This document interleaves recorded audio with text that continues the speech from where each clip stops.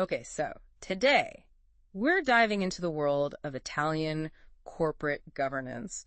And I have to say, the stack of material you sent over, legal analyses, news articles, even some historical deep cuts. Someone's been doing their research. Well, you got to have options, right? Ha ha. Absolutely. It's not just about the rules on paper, is it? It's about getting a feel for how companies in Italy actually work. Who really calls the shots? All the good stuff. The behind-the-scenes stuff, right? And that's what we're here for. This isn't just a quick skim, we're going deep. This new capital markets law has everyone talking. Then you've got this whole rise of shareholder activism, which, honestly, that's not something I usually associate with Italy. It's a new era, you could say that. So how do we even begin to unpack this? I mean, Italy's business landscape, it's not exactly Wall Street, is it? Not even close. So where do we even start? Well, if you really want to get it, you got to go back. Think Fiat, the steel industry. These weren't just companies. They were practically woven into the fabric of the country. Right, like national champions. Exactly.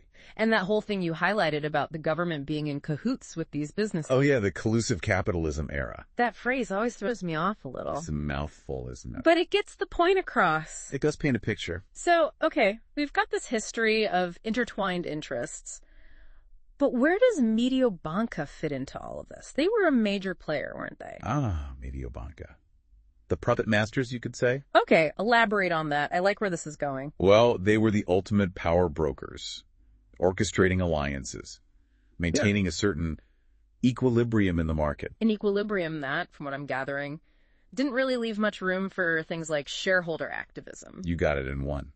For a long time, shareholder activism, as you'd see it in, say, the US or the UK, it was practically unheard of in Italy. Huh, interesting. It was a different world. And now, this new law, that's kind of a big deal, right? Things are definitely shifting. And not everyone's happy about it. Definitely not. Some big names are feeling the heat. Speaking of big names and feeling the heat, that Reuters article you sent, Philippe Donnet, the CEO of Generali, he did not mince words. It seems like this new law is shaking things up, and not everyone is thrilled about it. It's a whole new ballgame. Yep. And some players are having to adjust their strategies. Okay, well, let's break down exactly what's causing all this anxiety. What's in this new law that has some CEOs sweating? So the big thing is board appointments.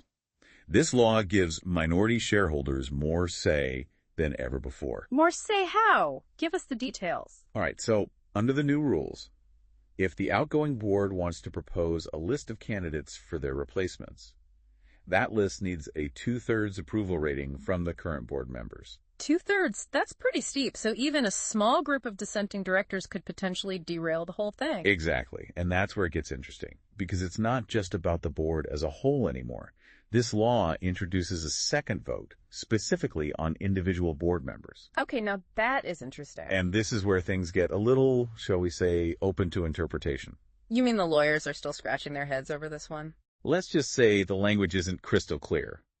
Some legal eagles argue this gives minority shareholders even more power. They could potentially team up to block individual candidates they don't like, even if that candidate got on the initial list with a 2/3 board approval. Whoa, so it's like a double whammy. First, you got to get past the board, and then you got to win over the shareholders. It's a whole new level of scrutiny, that's for sure. I bet. And this isn't just theoretical, right? Didn't you say something about a big showdown happening at Generali? Ah, yes, the Caltagirone saga. That's a perfect example of these new dynamics in action. Remind us who Caltagirone is again. Right, so Francesco Gaetano Caltagirone, he's a construction tycoon. And more importantly, a major shareholder in Generali. He's been making headlines with his very public attempts to shake things up at the company. Yeah, I vaguely remember that. He's not a fan of how things are being run, right? To put it mildly, he's challenged on its leadership, questioned their strategy the whole 9 yards, and this new law, it's like handing him a megaphone and a bigger stick. So this is what happens when shareholder activism meets Italian corporate culture. It's like those two worlds are colliding. It's a collision, definitely. But also, maybe a slow dance. Because this Caltagirone situation, as dramatic as it is, it's just one example of a much broader trend. Which is, don't leave me hanging. Shareholder activism is gaining traction in Italy, slowly but surely. Really? I always thought of Italy as, family businesses, long-term investors, not exactly a hotbed of activism. It's true. For a long time, that was the Italian way. So what's changing? Well, even before this new law, you could see the signs the ground was shifting. Like what? Spill the tea. Well, take Conso. Italy's version of the SEC. They've been reporting more and more shareholder participation in company meetings. So more people showing up and actually voicing their opinions. Exactly. More questions, more pushback, more engagement. Like people were finally starting to say, hey, we have a stake in this too. Interesting. So it's not just about this one law then, is it? Exactly. This law is like the cherry on top. It's happening against this backdrop of a more assertive shareholder base. So is Italy just playing catch up with the rest of the world? Are they going to become just like the US or the UK in terms of shareholder activism? That's the million-dollar question. And I'm not sure anyone knows the answer for sure. It's a cliffhanger. I love it. But here's the thing to remember about Italy. They have a way of doing things their own way. That they do. So even with this new law and this rise in activism, I don't think they'll ever fully embrace the Anglo-Saxon model. The Anglo-Saxon model being what? Explain it like I'm 5. Well, it's this idea that shareholders are king, that their interests should always come first. It's about maximizing shareholder value, often in the short term, even if it means shaking things up, I see. So less about stability, more about maximizing profits. Exactly. And that's just not how they roll in Italy. So how do they roll in Italy? Give us the inside scoop. Well, for one thing, they value stability. These companies, many of them, they've been around for generations. They're not just looking for the quick buck, they're playing the long game. Right, it's about legacy, building something that lasts. Exactly. So even with this new wave of activism, I don't think you'll see a complete upheaval. So no corporate raiders swooping in and dismantling centuries-old companies. I wouldn't bet on it. But it does mean that companies need to be adaptable. They can't just bury their heads in the sand and ignore these new shareholder demands. So it's like walking a tightrope, right?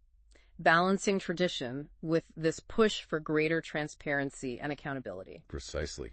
And that's what makes it so fascinating. It's a delicate dance, and only time will tell who's leading and who's following.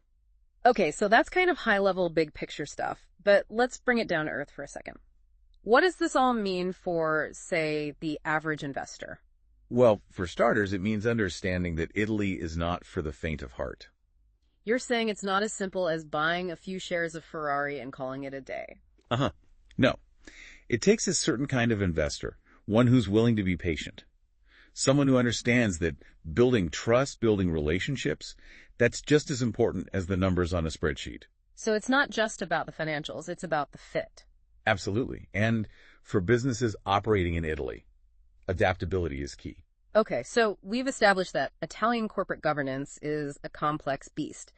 But I think we've given our listeners a good taste of what's going on. It's a story that's still being written, that's for sure. And on that note, we'll leave everyone with one final tantalizing question. What if, through this whole process of adapting and evolving, what if Italy ends up creating a new model for corporate governance? One that the rest of the world starts looking to for inspiration. Now, wouldn't that be something? Food for thought. This has been The Deep Dive, and we'll catch you next time for another Deep Dive.